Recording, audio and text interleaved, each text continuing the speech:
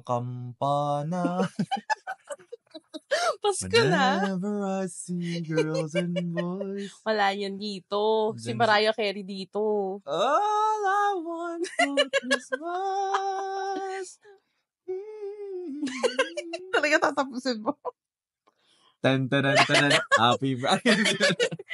Ramdam mo ba? Na Pasko na? Oo, lalo na ngayon, pag tumingin ka sa labas. Dahil sa May snow. It's a white Christmas. Hindi ko alam kung aabot sa Christmas tong snow na to. Yeah. So dito sa Canada, ang giveaway ng Christmas is yung snow. Doon mo na-feel. Yeah, na, Christmas vibe talaga kapag ganun. Oo. Pero hindi. Kasi, ewan ko, oo, Christmas kasi may snow. Parang for me, reminder lang yun ng date ng buwan na winter na. So, December. Dati nga doon, November pa whatever. Pero, hindi yung festivities ng Christmas. Kasi kung sa totoo, nga pag lumabas ka, napaka-dull kaya. Ang makikita mo lang, gray, white, blue. Tapos pagka nalusaw na yung snow, medyo may brown. Putek. Unlike sa Pilipinas, iba talaga yung festivities dun. Na pag lumabas ka na ng kalsada, puro Christmas lights, puro parol, ang daming nangangaroling. Burmans. Hindi lang sa mga bahay nangangaroling, pati sa mga sasakyan pag traffic may nangangaroling. Tapos, yeah, exactly. Burmans, pagpasok pa lang ng September, naka-Christmas decor na lahat and gaya ng kinanta mo, si Jose Marichan playing na everywhere.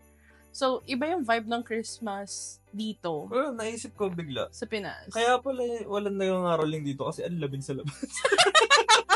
Try mo kaya? Kapag wala namigay sa'yo ng aginaldo, lugi ka. No, anyways, wala. Hindi, sa Pilipinas nga kasi, di ba? Oo nga, Burmans. Pagpasok ng September, pagpasok mo ng mall, andyan na agad yun. Yung mga kanta, tapos yung mga decorations, pang Pasko, may Christmas tree sa gitna, sa activity center ng mall, yung mga ganun. Exactly. Dito kasi, after pa ng Halloween, trick or treat. Kasi big deal dito yung Halloween yung trick or treat. So, talagang sineselebrate siya dito, like decors and yung mga activities, may mga events. Doon pa lang, after pa lang nun. Tsaka Catholic, kasi tayo, most of us Filipinos are Catholic, so talagang big ang Christmas. Yeah. Kayo ba? Nagde-decor kayo sa bahay nyo? Oo naman. Sila. Hindi ka tutulong? Kahit yung mga matataas na ipapasabit ni mami mo? Minsan nagigising ako. Andun na. Kasi gigising ako. Wala kang naitulong. Tanghali na Wala kang inambag. Wala talaga. Kahit, ngayon ko na-realize, wala akong ambag sa decoration. Di ba? Yung mga matataas. Even yung mga Christmas lights sa labas. Yeah, exactly. Wala, hindi rin ako na Hindi ka man tumutulong magsabit-sabit. Ano ba yan? Wala, hindi ko hindi, one time Christmas tree. Anong taon yan? Mga grade. Basta grade. Kasi nauutusan pa. Oo. Nung matanda na wala Tsaka rin kasi, parang si mami kasi, imbis na mapadali yung tumatagal kasi ang dami kong tanong, ang daming Huwag na lang daw, ang dami mo daw. Oo, ayun. Yun. Kaya rin. Ikaw point. For sure, maano ka I mean, kasi kami, di ba, 3 lang naman kami sa bahay. Tapos, hindi naman malaki bahay namin. So, kahit tiny lang yung mga decor namin. May maliit lang kaming Christmas tree. Minsan pa nga yung Christmas tree na pwedeng ipatong sa table. Tapos, pwede naman. Pero yun nga, maliliit lang yung decor namin. Pero talagang sama-sama kami nagde-decor Tapos talagang pinag-uusapan namin kung ano yung concept. Parang one time gusto namin yung Christmas tree namin, puro pastel yung palawit. So, mga pink, blue, yung mga ganun yung decor. Or minsan naman gold. Aesthetic. Minsan parang orange yung mga kulay. So, talagang, kasi medyo kaming tatlo, may pagka-artsy kami. So, kahit paano nagde-decor kami, kahit na maliit lang yung place namin. And yun nga, parang, kumbaga, it doesn't make sense kasi 3 lang naman kami. Tapos wala naman kami mga bisita. Di naman kami talaga nagkakaroon ng bisita. Unlike kayo na alam ko, party talaga yan. So wala kaming ganun. More like reunion kasi sa amin. Sa amin walang ganyan. Ang mga pinakabisita na lang namin is yung mga eto na, yung mga inaanak na magmamamas ko. Yan lang yung mga bisita. Ikaw, marami kang inaanak. Madami akong inaanak eh. Maalala mo pa ba sila? Kasi madami akong pinsan. So, siguro abot ng mga 20 din halos. Grabe! Na anak ko. Yung mas Kabisado mo? Mas madami pa eh. Kabisado mo sila? Oo. Really? Yeah. Nabibigyan mo naman sila tuwing birthday at Pasko. Hindi. Yung mga nakikinig dyan na kumalit kumpara ni Jenta. Kasi minsan, hindi naman sila pumupunta. O, paano ako bibigyan? Paano ka nila ngayon pupuntahan? Dahil sila dito. Dito lang muna ako anytime. Sabagay. Alam niyo na kung saan nahanapin si Jet. Anytime. Sa atin din kasi sa Pilipinas, di ba pag nagbinyag, isang ninong at isang ninang lang naman ang nakasulat sa papel. So, yun lang talaga yung ninong at ninang. Pero parang buong barangay yung ninong at ninang. And the goal is, para marami kang mahinga ng regalo. Yeah. Sa akin kasi sa pinsan pa lang, ang dami na. Matik din kasi yun pag kamag-anak mo na rin yun pag pamangkin mo syempre. Lalo na yung mga unang pamangkin, yung mga panganay, mga unang anak nila, matik yun. Tapos, syempre pag tropa, unang anak din. Lahat yun kunin eh. Syempre, excited ka magpabinyag, tapos lahat ng halos kakilala mo, kunin mo ninong. Kaya, naipot sa akin. Si Tio ba? May mga ninong ba si Tio sa Pilipinas? Alam ko sila tsaka sila Leia. Lahat ng kaibigan mo. Lahat ng tropa kasi tinatawag ko, oy, ninong. Matik na yun. Kahit wala ka naman sa simbahan. I mean, pag tinawag kitang ninong, wala ka naman magagawa. Ganun doon eh, no? Yeah. Matik yun. But yeah, yun yung mga masayang, dito rin naman, walang ganon-ganon, walang ninong-ninang. I mean, I think, in a way, meron. Lalo na yung mga Catholic dito. Meron silang godmother and godfather. But not in a sense na parang hihinga nila ng regalo tuwing birthday and Christmas. Walang ganon. Like, more like, lang talaga, a close friend ng parents nila. That's it. Yun na yun. Actually, wala nga. Diba, wala silang ganung mga tradition. Kaya nakakatuwa yung mga tradition sa Philippines. Mo yan, mag-bless ka. Yeah, dito walang ganon. Yeah. I mean, siguro, meron pa din sa... Hindi, tinanong ko ni. Kapag ang mga halos relatives mo is taga dito. Wala kasi talaga. minsan sa Hamilton, minsan naririnig ko, si Nina, tapos mag-bless sila. Hindi, mga Pinoy yun. I'm talking about, syempre Pinoy sila, so nadala nila yung culture natin dito. Pero like, I'm talking about yung mga Canadians. Wala silang ganun. Ay, wala talaga. Syempre, kultura nila sa Pilipinas. Kaya nga, yun yung sinasabi ko. Ayun na, mag-aaway na yan. Hindi ko mananalo sa akin. Talaga ba? Anyways, so, hindi mo ba namimiss yung Pasko sa Pilipinas? Parang ilang beses na tayo nagbalak umuwi ng Pasko. Oo nga eh. Ilang taon na tayo nagpapasko dito?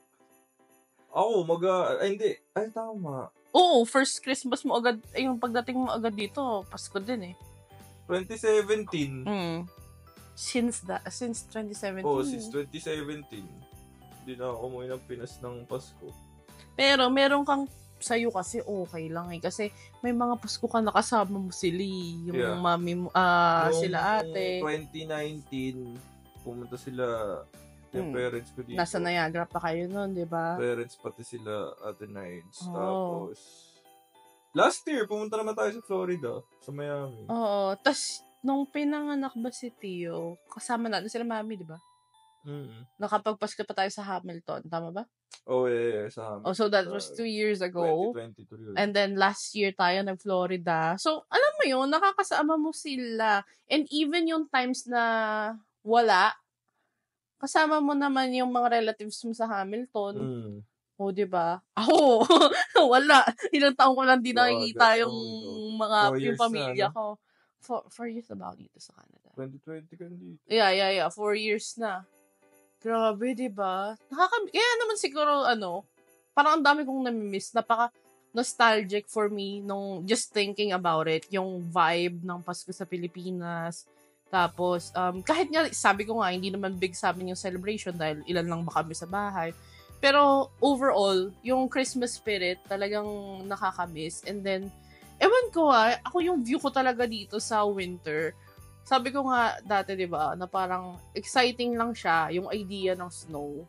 Pero pag nandiyan ka na, hindi siya masaya. Sad siya. Kasi ang boring, yung kulay, and then malamig, madulas, alam mo yun. So, parang for me, hindi siya exciting. Kaya lalong parang depressing yung winter and Christmas for me. Eh di, uwi tayo next year. Sige ha. Sabi mo yan Mark ha. my word. Narinig niyo yan, guys. Baka daw umuwi kami next Eh di year. pag next year, pag wala pa rin, di next year ulit. Gusto nila naman magsabi. Ang sarap. Alam mo ano lang iniiwasan ko, kaya ayoko rin umuwi. Kasi hihingi sila ng mga regalo, mga tao, tapos sagot mo dapat yung ganito, sagot mo yung ganyan, magpa-party ka, ililibre mo silang lahat, kailangan may pasalubong ka, tapos iba pa yung regalo mo sa Pasko. Kuripot. Oo. So, hindi naman sa kuripot, di ba? Ako, Sige na nga, kuripot din ako, aminin ko na. Hindi, pero parang nakakaloka lang na parang, hindi na nga tayo nag-uusap, pero porque nag-post ako na pauwi ako, ang dami mong bilin. Kala mo ha, may mga ganun kaya. So, yun yung mga ayoko. Parang, kung uuwi man tayo sa Pilipinas, doon okay na ako sa family lang. Mami ko, kapatid ko, tas mga aso, ganyan. Okay na sa ganun. Pero yung i-broadcast ko pa, tapos biglang ang dami magbibilin kasi sakto, Pasko. Wag na lang. Pero namimiss ko talaga yung Pasko sa Pilipinas. Isa pang namimiss ko talaga, handaan. yeah. Grabe yung handaan. Ba't ano bang handaan niyo pag Pasko? Ay, yun na. Kahit kaming tatlo lang. Hindi, wait lang. Anong mas, nag-medya, ay, Noche Buena ba kayo? Lahat. Noche Buena tapos Christmas Day, naghahanda kayo doon? Sa amin kasi minsan, pag Noche Buena, syempre mga thunders na kasama ko sa bahay. Minsan wala nang nagigising eh. Hindi na kami nag-Noche Buena, tapos matik. Bukas na Nasa labas na, lumalabas na lang ako. I mean, hindi... Eto na yan, anong mga mas matanda ka na? Oo. Pero, hindi kasi nga, di ba sabi ko sa'yo, 25 talaga. Christmas Day talaga. Tapos may reunion kayo. Kaya din naman siguro yung energy nila, sinisave na lang nila for that. Wala na yung sasalubong. Parang nawala na yung yung gigising ay mag-ano kayo, hintayin yung alas 12. Oo. Kasi, I mean, may konting handa, pero hindi na aabuti ng alas 12 yun. Parang yung regular na dinner time nyo, yun na yung pinaka- Yun na yun. Tapos after ng dinner, kanya-kanyang kaya naman nakakagala ka na ng mga oras na yan. Okay lang yun. Oo.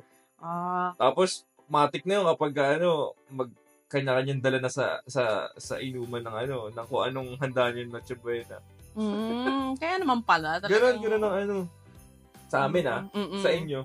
Sa amin hindi, pa rin yan. Kasi nga, in fairness sabi kasi, ako na yung pinaka hindi nagluluto sa lagay na yun. I mean, nagluluto naman ako, di ba? Pero sa amin, pagka ganyan, ibibigay ko ng, ang stage kay mami at sa kapatid ko, silang magluluto dyan. Meron kaming parang assigned dishes na, ano lulutuin mo, ganito. Ikaw, Depende sa mood. Madalas ako na lang gagawa ng nachos. Yung mga madadali na lang, ganyan. Pero sila talagang may mga iluluto yun. Magko-cordon bleu pa yung kapatid ko. Yung mga gano'n. Tapos yung lumpia lang mami kong napakapanalo. Basta yung mga typical lang naman. Pero kung titignan mo kasi, kaya siya parang, for me, kaya siya naging special for me. Kasi, the fact na tatlo lang kami. Pero yung handa namin. Kaya tumatagal talaga siya ng minsan a week. Or minsan, kasi nga may mga pupuntang mamamas ko. So, yun na yung mga pagkain. Tapos, ang pinaka-ginagawa pa dyan, syempre, maliit lang din yung kitchen namin. Parang hindi mo kayang magluto ng maramihan dyan. So, take turns kami sa paggamit, di ba? Tapos, yung mga naiisip nilang lutuin, kunwari yung sister ko, meron siyang lulutuin na isa or dalawa for Noche Buena, yung salubong, 24 ng gabi. Tapos, yung iba, bukas na lang, the next day. Kasi nga, may mga darating pa naman, and it's basically another day, Christmas Day. Then, si mami din, ganun. Tapos ako, kakain lang ako. Pinupunta ngayon ng mga kaibigan niya pag Christmas Day? Kaibigan nino? Niyo? I mean, ako, hindi, lalabas kami. Makikipagkita. Tsaka hindi Christmas Day exactly. Mga, siguro, in between, mga 27, 28, 29, naalala ko yan yung mga times na lalabas ako. Pero yung day before, yung salubong, and then Christmas Day, family talaga siya. Tapos, in fairness, ang nakakatawa sa amin ako lang yung nagsisimba sa amin. So, yun na yung pinaka-ano ko rin. Nagsisimba talaga ako sa Pasko. Tapos, ayun, yun yung pinaka-celebration namin. Then, ganun din pag New Year. Luto ulit. Tapos, Tapos, yun nga, yung amount ng luto namin is marami. Aabot talaga sa mga bisita. Sa bagay, itong mga to kasi yung Noche Buena at Medianoche, nakuha lang naman sa Spanish, mga to. Yung culture. Kaya naman talaga hindi uso sa Canadians tsaka sa mga Americans kasi wala namang silang ganung Yeah. Ano na nga dito parang highlight na nila yung mga Christmas lighting sa yung pag-ilaw nila ng mga Christmas tree sa mga mall. Tsaka Thanksgiving kasi ang big sa kanila. Oh, yeah. Yun yung parang nila dito, yung Pasko nila dito. Tsaka Boxing Day. Doon din sila nag-gift giving kasi sa Thanksgiving. Doon sila nagre-regaluhan. Tsaka Boxing Day, no? Boxing Day is basically just the sale Yeah, ayun nga. Siyempre, yun na lang yung hinihintay nila. Parang nakiselebrate lang sila ng Christmas pero ang nililook forward nila is yung sale the next day. And ang alam kong Boxing Day, Canada lang yun. Dito na ba yun? Yeah, Canada lang yun. So, culture nila yun dito. Kasi sa US naman, ang Black Friday. Which, nung Thanksgiving. Oo. Ito na, tapos na, di ba? Yeah. I learned something new today. hindi ko actually siya nag-gets. Basta ako, nakikisabay lang ako pag sale dyan. Okay. Magtitingin ako ng mga bagay. Parang ngayon hindi ko na kaya umabot ng alas 12. Pagka sa mga ganyan. Feeling mo? Feeling ko, inaantok na ako. Yan kasi, syempre sa atin din kasi, si baby, aantokin din yan. So, mapapasabay ka rin talaga. Kahit na sabihin mong naka-break o kagaya niyan, wala kang work for like yung buong holiday, o baka naman recharge ka niya. Siguro, kunyari, pag-uusapan nyo, meron tayong Noche Buena. Siguro, mga alas 8, alas 9 natutulog na ako, tapos gisingin mo na lang ako. Hindi ako yung I'll stay up late para antayin yung 12, tapos kakain lang, tapos ewan ko. Kasi nung lately, ganun ako Nasimulan mo ng ganun na done ka na talaga sa Mas sa Noche Buena nga okay pa, pero sa New Year ang talagang kailangan mong hintayin. Parang mas masaya kapag may countdown sa New Year. May countdown. Diba? Yeah. Pero for the longest time din kasi, ako personally medyo hindi ko trip yung fireworks sa harapan ko kasi takot ako. And syempre, kasi may hika ako. So, ayoko na ng mga gano'n. Mas gusto ko na lang sila panoorin sa TV. Yung mga countdown na yan. So, pero maganda pa rin. Masaya. Dami. Isa pa yun. Parang hindi na hindi pala si Tower sa may Sa New York. Hindi. Sa may Eton. Di ba? Yeah. Pero hindi. Ang akin din kasi siguro, sa age na rin. Alam mo yun, I don't feel safe na sa mga ganun Parang, pagka may something, hindi ko kayang makipagtakbuhan ng Kaya kita tinitrain sa treadmill. Hindi, syempre, adrenaline or whatever. For sure, magagawa naman yan. Pero wala lang, parang napapangunahan na ako ng fear because sa mga nakikita ko, lalo na pagdating sa mga public places, yung mga ganon. Ayoko na lang, kung pwede ko naman panoorin sa TV ng safe, tapos habang kumakain ako ng maayos, dito na lang, komportable pa ako. Top 5 na favorite handa mo? Top 5 na favorite handa ko. Alam kong ito medyo common to. Hindi, simulan natin sa top 5. Simulan mo sa appetizer. Wait lang, hirap. Parang kailangan kong ilista. Pwede mga sige, random na lang kasi hindi ko alam. Pero 5. So, syempre, papasok dyan lagi ang pasta. Naghanap ako pasta. White sauce, red sauce? Kung sa Pilipinas, red sauce. Alam mo kung bakit? Sweet style. Iba yung sweet style. Yun. Hinahanap ko yun. Kasi, guys yung sweet style na yan, sa atin lang yan sa Pilipinas. Dito hindi ganon. So, pag dito, white sauce ang gusto ko. Pero sige, yun nga. Red sauce, anything na red sauce na pasta. May hotdog wala? Siyempre may hotdog. Yung hotdog na pula, iba yun. Ano yun, yung kasing nipis ng papel? Parang alam ko yung describe mo. Ambers. Ang lakas maka-ambers. Anyway, so, syempre, hindi mawawala yung pasta. It doesn't matter na for me kung yung spaghetti or macaroni, basta red sauce. Tapos, hindi mawawala ang lumpia sa listahan ko. Tapos, alam mo ba, medyo picky ako kasi sa food. Lalo na pag luto-luto sa mga bahay-bahay. Pero yung lumpia yung parang safest for me na parang itatry ko. Mhm. Pero yung, let's say, kunwari, adobo, mga ganyan. Hindi ko nakain mga adobo sa iba. Gusto ko adobo lang ng mami ko. So, yun. So, pasta, lumpia. Kung merong leche flan, hindi pwedeng hindi ko kakainin yan. In fairness, madalas may leche flan. Leche flan. Tapos, alam mo sa atin ewan ko kung thing din siya dito, yung ham. Oo. Di ba, ano na lang yung instant, Kuminado. hindi man instant. I mean, kumbaga, ready na siya, ni-slice na lang siya, di ba? Yung fiesta Tapos ham. may glaze. Ba, parang gano'n, hindi Yung ko honey alam. glaze. O, nakalimutan ko na yung mga, pero yung brand ata, yung Pure Foods ata, naglalabas ng mga gano'n. Tapos yun nga, honey glaze siya. Fiesta ham tawag doon. Fiesta ham yung tawag, pero kasi may Fiesta brand din eh. Then parang medyo hindi siya ganun ka-high-end. But anyways, yun nga, yung ham na yun, kahit papakin ko yun. Tapos bonus na lang kung may makita kang Japanese mayo sa table. So gustong-gusto ko yun. Bakit Japanese mayo? Ewan ko, naging particular lang kami na pag sa Alam mo bread. nang bakit? Siguro kasi naghahanap ka ng acidity after no. Kasi manamis-namis eh, di ba? So, pag nilagay mo yun sa bread, like, sobrang perfect na niya. Yun ay, gustong-gusto ko yun. So, kung meron yan, kasi di ba, meron... Anong bread, gardenia? Gardenia. Tasty. And anyways, kahit ano naman, tapos minsan nga kahit wala pang tinapay, kasi hindi naman lahat ng handaan meron eh, di ba? Pero may ham. Kasi supposedly, pang ulam yun sa kanin eh. Pero gusto ko yun. So, nasabi ko na yung pasta, lumpia, leche flan, tapos yung isa na lang. Ang hirap naman. Well, siyempre, hindi, depende. Hindi kasi lahat meron. Hindi lahat meron. Lechon.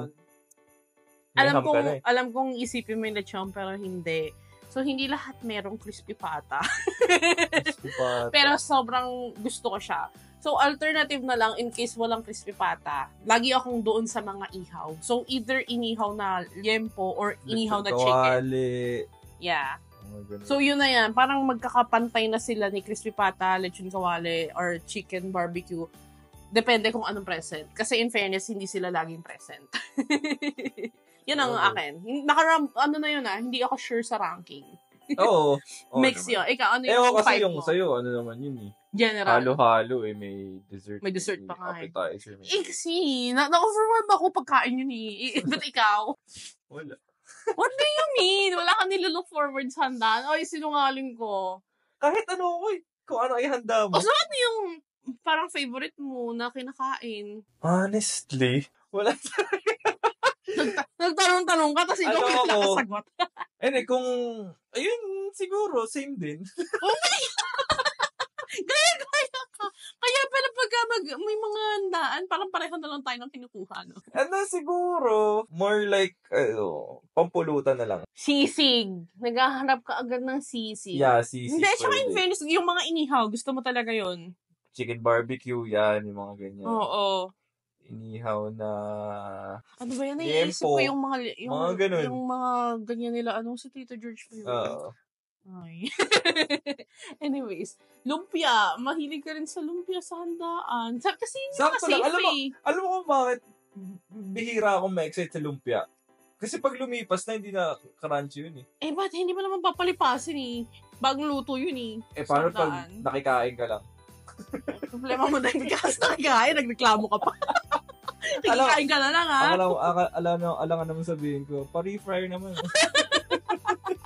Ayaw na microwave kasi hindi nagki-crispy. I mean, kakainin ko.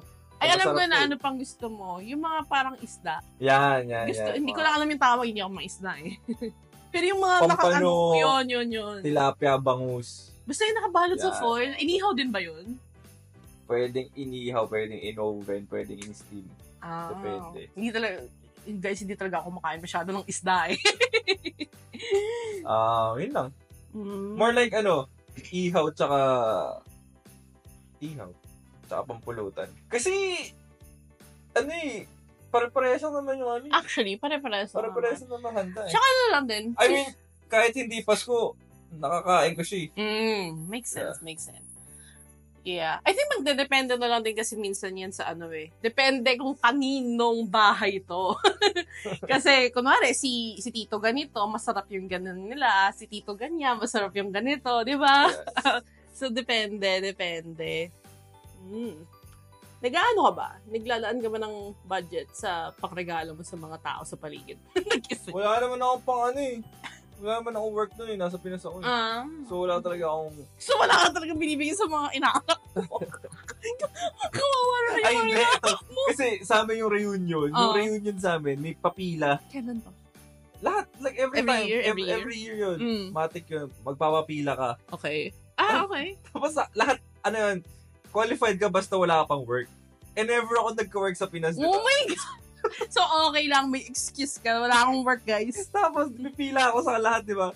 Tapos, yung mga lahat na makukuha ko, magpapapila ako sa ina.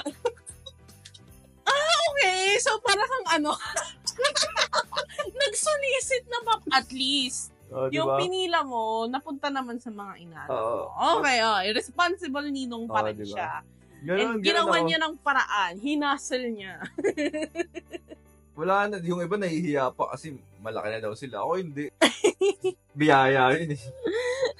So, yun, ganun ako. Ikaw, naglalaan ka kasi. Kasi bilang lang inaanak ko. Bilang lang inaanak ko kasi talagang, pag nag-inaanak ako yung nakasulat sa papel. Pero kung in-excuse mo lang ako na, ninang, talaga ba? Gusto mo lang mangoleksyon sa Pasko at saka sa birthday. Although, syempre, hindi mo naman i-reject yung mga ganun, di ba? Pero, kasi nga, di ba, kagaya nung na-mention natin sa nakaraang episode about friendship, konti lang din naman kasi yung friends ko. So, wala akong masyadong mga inaanak. So, Bigyan mo 20. Ha? Bigyan mo 20. 20 ngayon sa Pilipinas, barya na no? Hindi na never akong nagbigay ng 20 lang. Never ako nagbigay ng 500 lang. Anyways, yun nga, parang Tsaka, syempre, alam mo yung pag nagbigay ka sa mga inaanak mo, may pera na, tapos may gift pang something na bubuksan nila. Kasi, ewan ko, for me, parang iniisip ko, kung ako yung bata, gusto ko may bubuksan pa rin ako. Ganon. Tapos yung pera, hindi tayo sure kung ibibigay pa yan ng magulang. So, minsan gusto ko din talaga may bubuksan sila. Pero yun nga, konti lang talaga ang inaanak ko. Parang wala pang 5. Wala pang 5. Mga inaanak. Ano mga gusto nyong... Kaso yun wala ako dun ngayon Sorry, guys. Inaanak, anong gusto nyong matanggap ngayong Pasko? Comment down below. Jingle bells, jingle all the way. Anyways, Merry Christmas sa mga nakikinig. Ligayang Pasko, hinay-hinay sa pagkain ng lechon, pag-inom ng serbesa. Yeah. Take it easy. Peace!